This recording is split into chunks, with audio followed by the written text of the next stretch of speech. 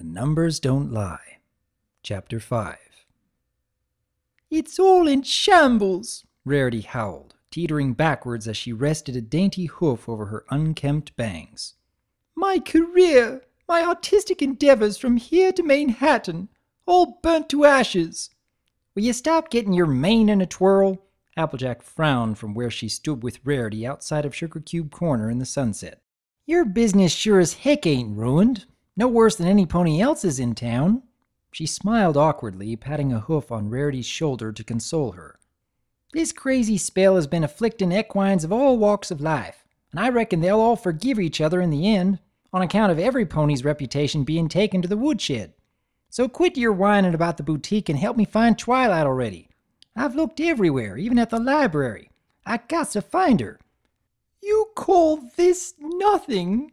Rarity pointed at the 311 over her head as she gripped Applejack's shoulder and slumped forward with bug eyes. This is not a lie counter. It's a bullseye, and Mistress Fate is frowning upon me. Now I have no choice but to habitually spit out the truth. It's the only way I can make penance, Applejack. Do you not see? That's quite interesting, Rarity. My favorite color is mauve, Rarity hissed, her eyes twitching as she hung more and more limply from Applejack's chest. I once wore plaid to a dinner party. Chalkboards make me cringe. I have a disgustingly insatiable appetite for vanilla wafers. She shook Applejack's neck and sobbed outright. I made sissy in my bed until the age of 5. Ha ha! Boo! Applejack shook her head free of Rarity's embrace and patted the caterwailing unicorn's mane. Now, there. I reckon we all had experiences with, drinking too much milk right before... She looked up and brightened. Twilight! Rarity sniffled and glanced up with a decidedly deadpan face out of nowhere. Now that doesn't quite make much sense. Twilight, you're here! Applejack beamed, lowering her hat at the sight of the gently smiling unicorn. With a nervous twitch, she pulled Rarity up to her hooves and pointed her towards the front entrance of Sugar Cube Corner. Why don't you give us a few minutes, Rare? Go inside and, have yourself some of them hoof-licking good vanilla wafers you take such a liking to. Vanilla wafers won't salvage my crashing and burning career, Rarity cooed as she nevertheless limped inside the colorful eatery. But they'll help. Once she was gone, Applejack sighed and trotted over towards Twilight. Twilight, Sugar Cube, I don't know what to say. She gulped as the number 4 hovered shamefully above her head. I feel plumb awful about what happened this morning, and I was hoping that I might have a chance to explain why I lied and... Applejack, it's all right, Twilight said softly, her face the very definition of calm. You didn't lie. The freckled mare blinked. I beg your pardon? And even if you did, it doesn't matter to me, Twilight said, her voice wavering a bit. Not anymore. I'm a mite bit confused. Applejack plopped her hat back on and squinted. You mean to say that you no longer care if I lied to you or not? Twilight paced across the sunset's glow to stand closer to her friend. I did some studies on the cause of this spell. You do know the cause of it, yes? Something or another about a wand of Wally? Wand of Walling. Right, that. Applejack cleared her throat. What about it? I didn't realize for the longest time that the true nature of this spell was eluding me, and yet it was staring at me the whole time, Twilight said. At least in name. She swiveled and faced Applejack directly, her eyes as soft as her next few words. The Wand of Walling is a rough translation from the Trudian tongue into modern equestrian language. As it turns out, it isn't strictly about establishing barriers of deception between ponies. Then what do you reckon it's about? Twilight breathed evenly and said, It's about building facades, period. She gestured as she explained. It's about pretending to be feeling one way when you're actually feeling another. That doesn't always have to involve outright lying to another pony, though that is part of it.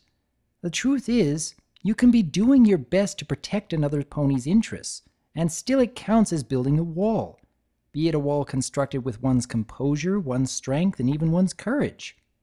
I don't think I read you correctly, Twilight, Applejack said. A lie's a lie, ain't it? Oh, Applejack. Twilight smiled at her, her cheeks rosy. Moisture clung to the edges of her lashes as she summoned the courage to confess. I let myself get so upset this morning because I made myself think that the one thing you're good at is being honest and nothing else. But life is too complex, and so are you. Though you might think of yourself as simpler. The fact is, there's more to you than just telling the truth, Applejack. She sniffled and bore a brave smile.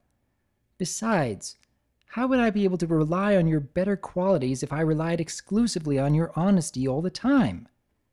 Applejack squinted sideways at her. And them qualities are? Strength and faithfulness.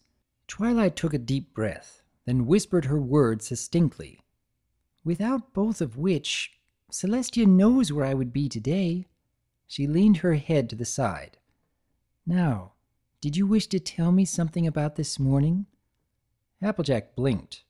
Slowly, she smiled a soft smile and said, Simply that when you visited me at Sweet Apple Acres this morning, and I told you that I always had time for you, she gulped. The fact of the matter is, Twilight stared at her. Her lips quivered, but she remained quiet, patient. Applejack sighed and nervously adjusted the brim of her hat. I did have time for you, but I didn't rightly plan on sharing it with any pony, even if I could. You see, Twilight, there's a reason for why I've done such an early apple harvest, and it's for a reason that I didn't even mention in the letter we sent to Celestia just recently. So there's another case of me fibbing like a snake in the grass, and to the princess no less. Shh. Twilight leaned forward, her eyes warm and earnest. Go on. This time of the year, this week in particular, is the anniversary of my folks' passing. And don't get me wrong, I ain't grieving or nothing. I mean, sure, I get pretty misty-eyed this time of year and such, but I'm well beyond the days of bawling my eyes out like a little filly. It just so happens that I have a tradition that I stick to every year. Twilight nodded. You wish to get the farm operating in perfect fashion, to honor their memory. To make them proud, Applejack said.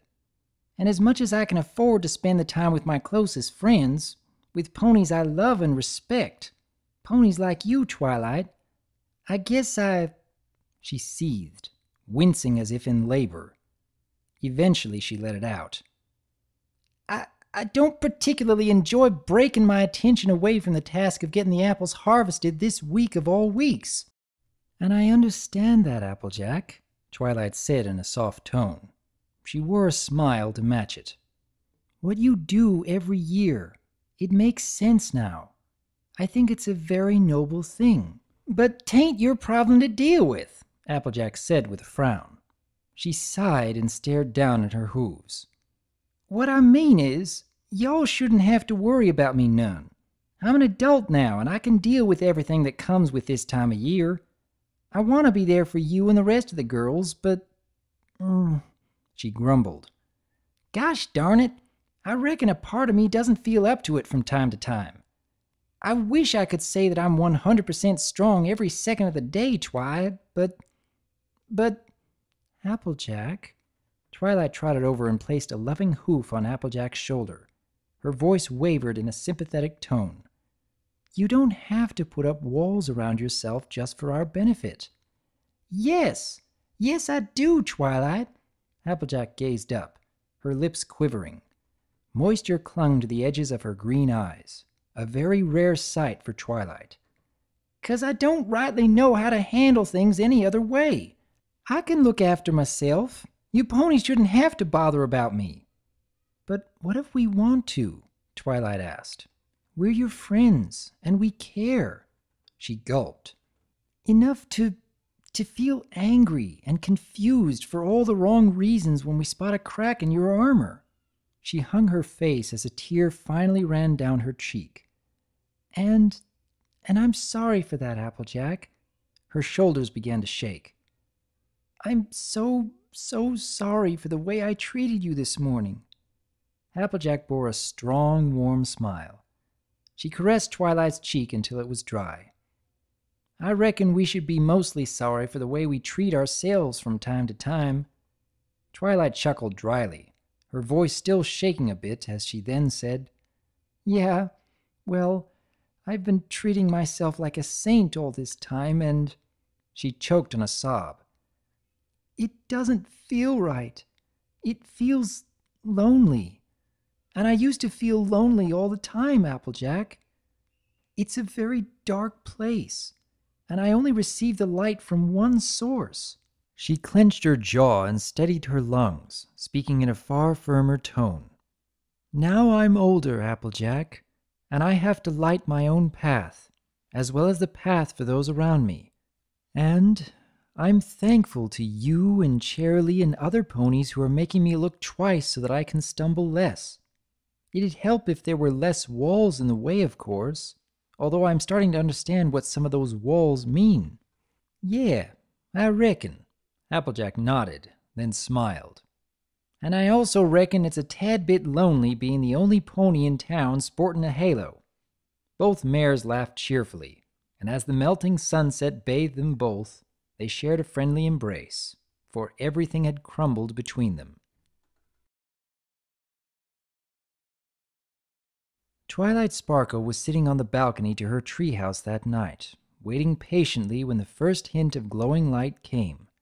She stood from her half-read books and glanced up, squinting into the slowly coalescing orb of luminescence.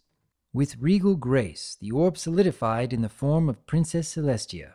The Alicorn Princess touched down to the balcony on gold-plated hooves, having finished her transportation spell. At long last, after 3 long days of delay, she had arrived in the magically afflicted town to lend her aid. Twilight, Celestia breathed, and her placid voice carried the tiniest hint of surprise in its exhalation. You are awake, I see. Twilight nodded, her glowing 0 bobbing with the motion of her head. I have been having trouble sleeping as of late, Your Highness. I trust that you have had your hooves full while I was busy tending to matters in Baltimore? Twilight tried to smile, but her lips broke into a nervous twitch. Yes, many ponies were hoping that I might somehow have a cure to the ancient Trudian spell that I wrote to you about, but, well, things did not escalate too chaotically, I hope. No, Your Majesty, Twilight softly shook her head. Though, if you suspected that they would, I imagined that you would have arrived here sooner. Yes, Twilight, Celestia said softly, her voice navigating the silent cloud hanging between them. Above her shimmering visage, a glowing number hovered, and it was well into the triple digits. I would and could have arrived sooner. Twilight simply gazed at her. Twilight, my good and faithful student. Celestia spoke dryly, trying to compose herself with an immaculate smile, but even that seemed as jaded as the magenta luster in her eyes. I trust that you must have many questions. Anticipating them, as well as your potential shock, was part of the reason for why I delayed my arrival for so long. I did not mention this in my response to your letter, but this is not the first occasion of the Trudian spell having graced modern Equestria. 400 years ago, something like this happened in much the same way, and I had to explain things to my apprentice at the time. Needless to say, the exchange that followed shortly after my dispersal of the spell was not exactly fortuitous to our ongoing studies, and silence reigned. Celestia finally uttered, I want you to know, Twilight, that I have always wanted the best for you. I wanted you to live a life of absolute integrity, a life that I could only illustrate for you, as I have no legitimate example to present, for I am far too encumbered in the task of assuring the greater good of this kingdom and Celestia's speech came to an end before the princess could even begin to fumble for words. A warm lavender body had crossed the distance between them and was nuzzling her like a foal would greet its mother. "Twilight?" Celestia stammered. "Do not worry, princess," Twilight said, tears trickling down her smiling face. "I understand. And though it may not be everything that I understand, I want you to know that it's all okay." She gulped. "You're the light of my life, and I love you too much to feel any differently." Celestia rode the crest of a heavy breath, and her eyes finally sparkled once more as she reached her wing around to hold the little pony close to her. "My dearest Twilight," she whispered, and leaned her head down with eyes shut to nuzzle her. "I am so very proud of you." She smiled. "Now and forever." Twilight cracked a smile, though she weathered it with a sniffle or two. The princess and her apprentice hovered there for a long period of time. There was no royalty and no mentorship, just two hearts sharing in lucid, honest warmth. They had reunited, as if iron bastions had been lifted for the first time in ages. The stars above serenaded the moment, so that they almost forgot that there was a curse to fix in the first place. "Bon Bon, just hear me out." Lyra reached across the eating table and caressed the earth pony's forelimbs. Hours ago, all of the magical numbers had at last vanished from the air, allowing the full afternoon light to twinkle in their joined eyesight. "The fact that you've been sneaking bites of food that's dangerous to your blood sugar doesn't bother me. I understand temptations, and I know that, in spite of your weaknesses, you are improving." She smiled softly, attempting to wipe clean the sad, worried expression on her beloved's face. "The fact that you lied to me on several occasions isn't the heart of the issue either." Bon Bon shivered slightly, chewing nervously on her lip. Lyra leaned forward and spoke in a low tone. "What bothers me is that you thought that you had to deceive me to make me happy. After all, we've been working so hard on this special diet of yours, together. Would I have been mad at you if you had just confessed your secret trips to Sugar Cube Corner? Yeah, sure, I would have been mad, but there's a reason for why I get angry at you, Bon Bon." She smiled, her amber eyes glossy. "It's because I'm so deeply in love with you, and I want what's best for you, what's best for us. And when you resort to lies, well, it hurts me, Bon Bon, because I feel as if it sets our relationship 2 steps back with each bit of false pretense. And I hate the idea of being distant from you, Bon Bon." She sniffled. "I don't want to be alone again like I used to be. You've brought too much sunshine into my life for me to go back to that." "Oh, Lyra." Bon Bon choked back a sob and clasped Lyra's hoof with her own. "If I had known that it meant that much to you." "That's why I'm telling you now." Lyra wiped her cheek dry and smiled painfully at her mare friend. "Because I want you to know. I need you to know. I don't want any stupid barriers between us, Bon Bon. Even when you're doing stupid things, I'd rather I just know. Because I'm willing to forgive you, Bon Bon. And I hope you're just as willing to forgive me when I do even stupider things, like telling you to shut up only because I'm angry." "Of course I'm willing," Bon Bon whispered, caressing Lyra's cheek. She scooted around the table until she was close to the unicorn, squatting beside her seat. "I love you, Lyra. Can we just, I don't know, move past this and start over?" Lyra cracked a bittersweet smile. "Why start over? Let's just continue from where we are now." She shuddered. "'Cause now feels good." Bon Bon smiled, her eyes tearing. "I agree wholeheartedly." She pecked Lyra on the cheek and nuzzled her dearly. Lyra leaned against her, shutting her eyes and breathing in peace. All of this, Twilight couldn't help but observe as she trotted past the restaurant.